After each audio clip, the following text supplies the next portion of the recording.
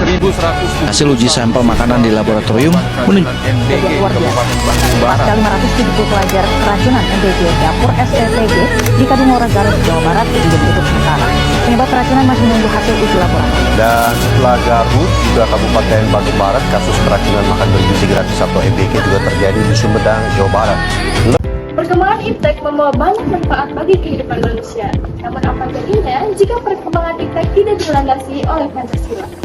Kasus keracunan massal pada program MBG misalnya, ini contoh nyata bahwa iptek tanpa nilai bisa berbahaya. Beberapa waktu lalu, sebuah program penyediaan makanan bergizi gratis untuk siswa sekolah mengalami keracunan massal.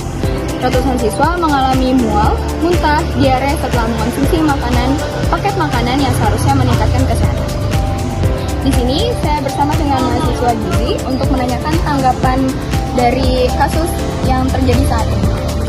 Setelah bisa ditahu lebih dalam, insiden ini dipicu oleh buruknya pengawasan produksi, tidak adanya uji laboratorium yang memadai, serta minimnya pelibatan masyarakat dalam proses pemilihan bahan pangan. Hal tersebut membuat banyak anak sekolah yang mengalami keracunan MBG tersebut. Menurut saya, seharusnya pengawasan lebih ditingkatkan, serta uji lab yang memadai lagi. Terima kasih atas tanggapannya. Ada beberapa persoalan utama dalam kasus ini. Pertama, mengabaikan prinsip ilmiah dan etika, bahan tidak diuji, termasuk pelanggaran sila kedua Pancasila. Yang kedua, tidak melibatkan masyarakat dalam pengawasan, termasuk pelanggaran sila keempat Pancasila. Yang ketiga, tidak ada pemerataan iptek dan edukasi soal keamanan pangan, termasuk pelanggaran sila kelima. Dan yang terakhir, kurangnya tanggung jawab penyelenggara, termasuk pelanggaran sila ke-1 dan ke-2 Pancasila. Dalam materi bab 7, disebutkan bahwa Pancasila berfungsi sebagai dasar nilai dalam mengembangkan iptek. Ada beberapa prinsip penting, yaitu 1. Iptek harus menghormati nilai religius dan martabat manusia pada sila 1 dan 2. Dalam kasus MBG ini, keselamatan konsumen diabaikan. 2. Iptek harus meningkatkan kualitas hidup manusia pada sila 2, yang harusnya program MBG ini memberi manfaat, bukan membuat sakit. Ketiga, pengembangan iptek memperkuat persatuan nasional pada sila 3. Kegagalan keamanan pangan justru memicu keresahan. Keempat, penguasaan iptek harus demokratis dan merata pada sila 4. Warga harus diberikan edukasi tentang keamanan pangan.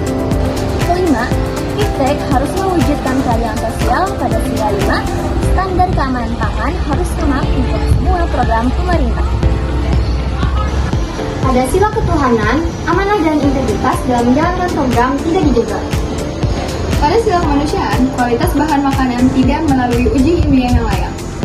Pada sila persatuan, kurangnya koordinasi antar lembaga menyebabkan pengawasan lemah. Pada sila kerakyatan, masyarakat tidak dilibatkan dalam pengawasan. Dampaknya kepercayaan publik menurun. Pada sila keadilan sosial, standar keamanan pangan tidak sama untuk semua wilayah.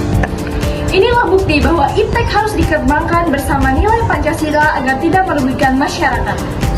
Berdasarkan Pancasila, beberapa solusi yang dapat diterapkan adalah 1. Standar uji laboratorium wajib sebelum distribusi, termasuk sila kedua. 2. Pengawasan lintas sektor antar dinas kesehatan, BPOM, dan masyarakat termasuk sila 3 dan 4. 3. Edukasi iptek pangan untuk semua warga termasuk sila kelima.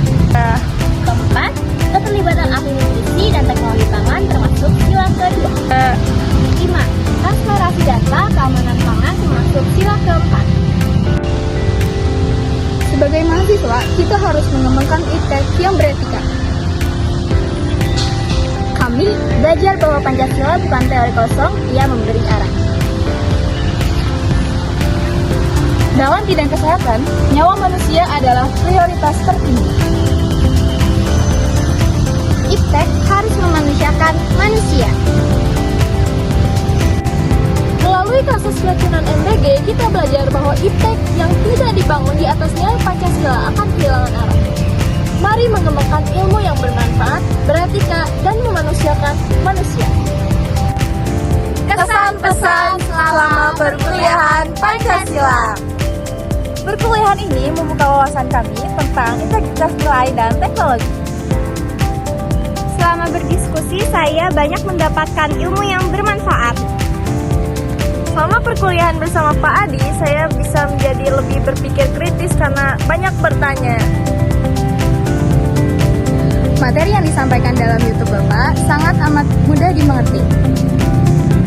Saya merasa lebih paham dengan materi yang Bapak berikan selama perkuliahan ini.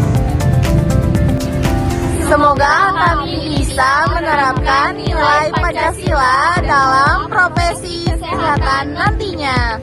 Terima kasih.